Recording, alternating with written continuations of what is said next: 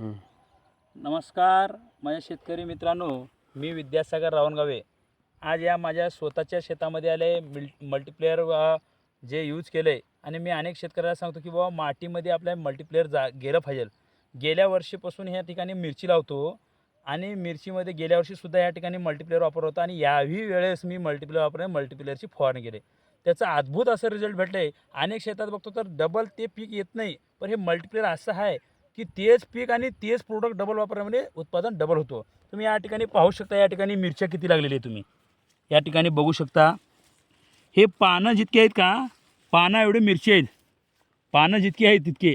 आणि ह्या मिरचीचे पाहू शकता ह्या ठिकाणी नाही, तुम्ही आणि ह्या झाडाला पण पाहा, ह्या झाडाला सुद्धा पाहू शकता तुम्ही. आज मित्रांनो मी अनेक शेतकऱ्याला मी सांगतो, कारण मी माझ्या शेतामध्ये वापरतो म्हणून तर तुम्हाला मी दाखवतो.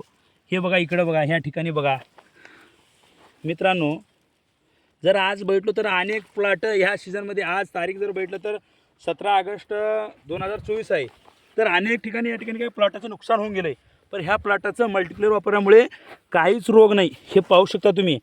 एकाच ठिकाणी नव्हतं तर कोणत्याही झाडाला बघा तुम्ही ह्या कोणत्याही प्लॉटामध्ये बघा, कोणत्याही झाडाला.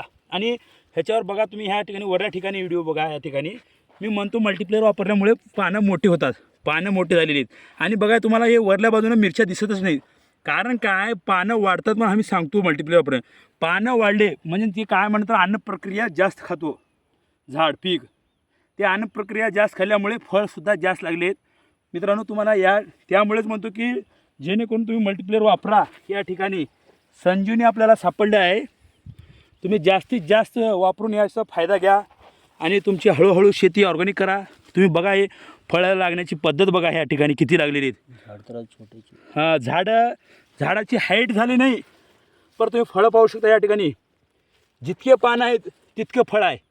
मित्रांनो तुम्हीसुद्धा हळूहळू या मल्टीप्लेअर वापरा आपल्या शेतामध्ये.